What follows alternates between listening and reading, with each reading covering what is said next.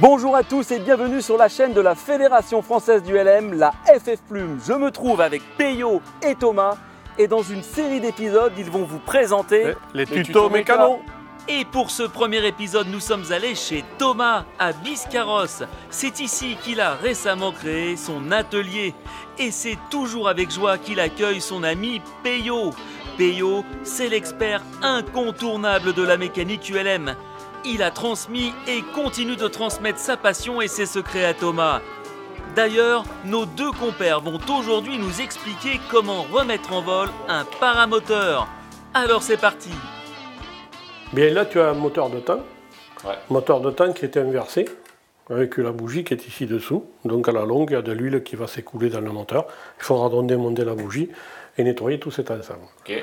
Dessous, tu as un réservoir qui contient de l'essence qui malheureusement est resté longtemps dedans. Et le mieux, vu le temps d'arrêt, c'est de vider le réservoir et de remplacer par de l'essence. Moi j'avais laissé l'essence dedans et je l'ai stocké comme ça et voilà. Voilà. Donc j'ai la tondeuse qui est prête à tourner, alors je mets dedans, non? Ça va le faire. Ah, ok, super. Donc de l'essence neuve et bien entendu aussi de l'huile puisque c'est un moteur de temps. L'huile vieillit moins que le carburant. Mais les deux ensemble, ça se dégrade aussi. Donc quand on ne sait pas depuis combien de temps, on change tout. Ce sont des petites quantités de toute manière en paramoteur. Donc ce n'est pas la peine de renacler pour 3 ou 5 litres d'essence.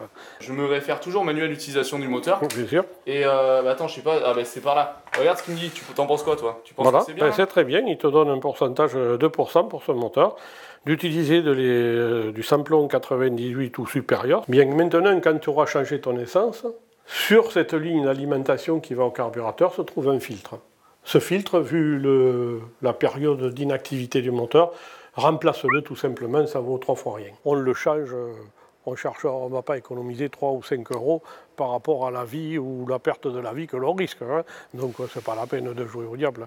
Donc ici, le carburant va arriver au carburateur par le biais d'une pompe.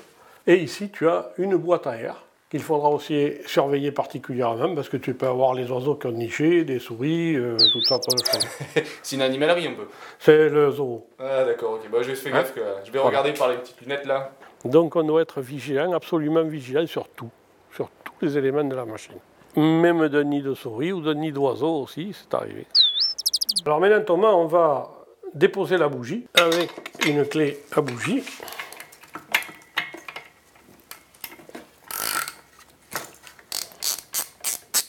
Je la dévisse à la main.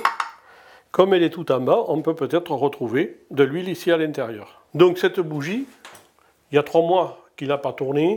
Elle a déjà pas mal tourné puisqu'elle est bien colorée. À mon avis, je la changerai. Ok. Sur le manuel d'utilisation, on peut avoir les couples de serrage qui sont là et on voit la bougie 25 Nm. Voilà, tu te reportes ici au document. Tiens, je fais assistance. Voilà, et alors là, on est à 25. Et on est à 25. Ok. Tu vois, la clé à déclencher, c'est-à-dire qu'on est au serrage qui convient. Ça, c'est vachement important de serrer les bougies au Très important parce que, si on serre trop fort, on peut arracher le filet. Si on serre pas suffisamment, la bougie peut se dévisser. Mais en même temps, le serrage assure un certain contact entre la bougie et la culasse. Okay. C'est par là que se fait le refroidissement de la bougie. Ok, super. Et pour le pot d'échappement, en fait, est-ce qu'il y a une attention particulière à y apporter ou pas? Il est tout à fait possible que quelques criques apparaissent ici dans le tube divergent du pot d'échappement.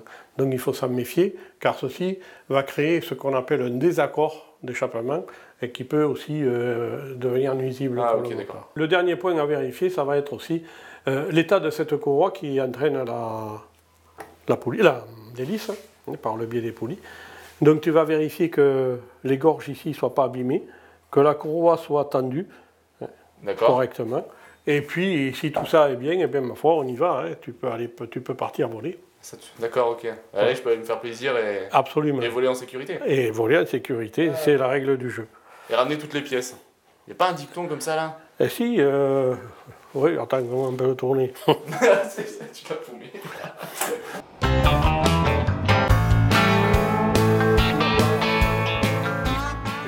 On récapitule, si votre paramoteur n'a pas volé depuis quelques mois, pensez en priorité à changer l'essence et le filtre.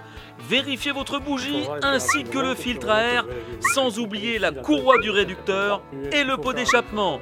Enfin, n'oubliez pas de vérifier ou de faire vérifier la voile de votre paramoteur. Ne volez jamais en cas de doute. Contactez-nous ou renseignez-vous auprès de votre club. Voilà, c'est fini pour aujourd'hui. Retrouvez-nous sur les réseaux sociaux. À très bientôt sur la chaîne de la FF Plume. Et d'ici là, n'oubliez pas. Pour voler en toute liberté. Voler en toute sécurité.